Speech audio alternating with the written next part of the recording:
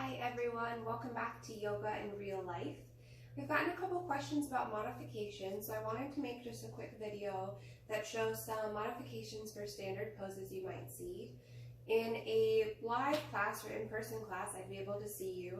Be like, oh, you know, their hips look a little tight, so here's how I can help them with that. But because of coronavirus, there aren't really any in-person classes. So I wanted to go ahead and show you some different modifications so that if you're doing a class and something just doesn't feel right and you need to know how to adjust it, you kind of have a base plan for how to adjust.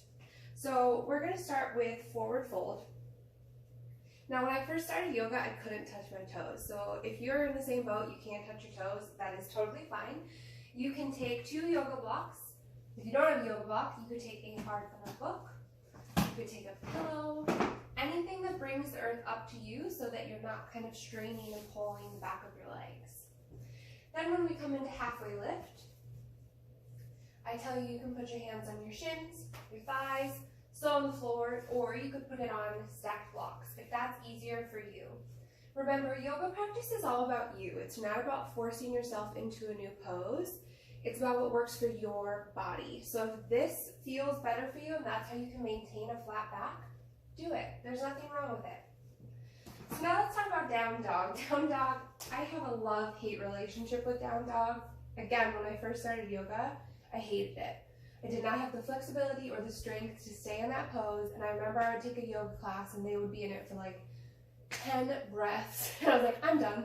I'm never coming back to this. So I want to make sure that you know that there are other options for you, and there are ways to make your down dog a little bit more comfortable. So one thing you can do is if you're tight in the hamstrings and your heels can't reach the mat, you can go ahead and roll up a blanket, or my son's blanket, and just put it underneath your heels. That can help bring the earth up to you and kind of relieve some of that tension. The other thing you can do is you are always welcome to bend your knees. You are going to get the same benefits doing it like this as you would in the full expression. And this way you really maintain that flat back. So go ahead, feel free to bring your stomach to your knees, bend your knees fully. That's a great way to do it. You're also welcome to do it with a blanket like I just did. Now, if you're someone who has wrist trouble, I recommend just not doing down dog. One variation you can do is dolphin pose, which is a little bit more challenging. Again, listen to your body, but it's essentially a forearm down dog. So you go ahead and clasp your hands together, come up into down dog, but you're going to be on the forearms. So that's one option you can take if your wrists are really sore, if you have issues with kind of putting too much weight on your hands. The other thing you can always do is come into Balasana or Child's Pose. I try to mention it, but sometimes I forget. I'm not perfect. But if we're ever doing a flow that involves a lot of down dogs and you just can't deal with it today, it's too much for you, it's too much for your wrist, go ahead and come into either extended Child's Pose with your knees as wide as the mat, or regular Child's Pose, where you just kind of fold over on your knees, hands at your side. You are welcome to take Child's Pose at any time in any class. Child's Pose is the go-to relaxation. Bring yourself back into yourself, take a moment, anytime, feel free to do that. So that's a great option for that. Couple of other things, if you are doing pigeon and you find that your hips are a little too tight, one of the things you can do is add a pillow, a block, or a book underneath the hip that you have the bent leg on.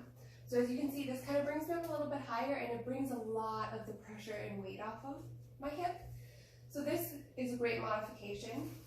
The other option you can do is take the laying down version, which is the seated figure 4. Similar, like the exact same stretch, but on your back. You just cross your right leg or left leg over the knee, flex your foot always, and you can send your arms through and pull it into yourself. You are also always welcome to use a strap.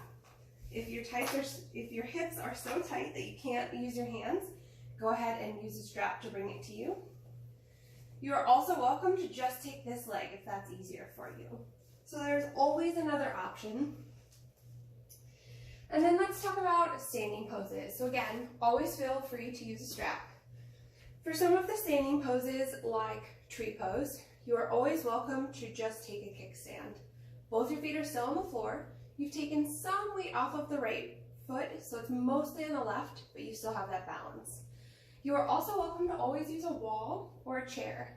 I never want this to be a dangerous situation for you. So if you're feeling off balance, you have high blood pressure, maybe you're pregnant, always have something there to grab onto. That's totally fine. Two other standing poses that are sometimes a challenge. So we have Virabhadrasana 3, which is Warrior 3. That's this one. Again, you're always welcome to use blocks. You can use a foam roller, kind of lean on it to give you some balance, a wall, a chair. Same with Half Moon.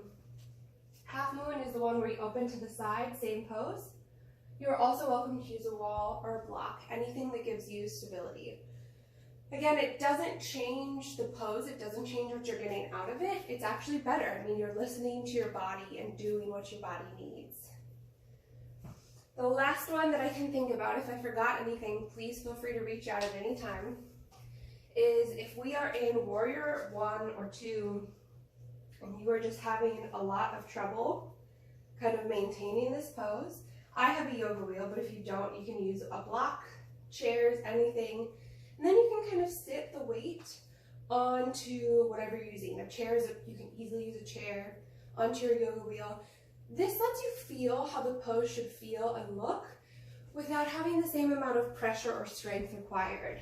So modifications are always great because that's what it gives you. It lets you know kind of what your body should be feeling like without forcing it into something it's not comfortable with.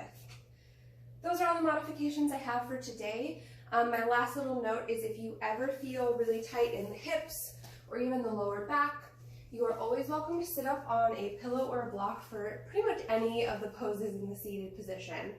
So if we're doing wide-legged forward fold, regular forward fold, side body stretch, seated cat-cow, anything like that, you're always welcome to sit up on something because that helps kind of take the pressure off and give you a little bit more mobility to fold forward or to the side. Thank you so much for checking out this video. Hopefully you found something useful out of it, and hopefully you can apply it to your next yoga practice. Thanks so much for stopping by. See you on your mat soon.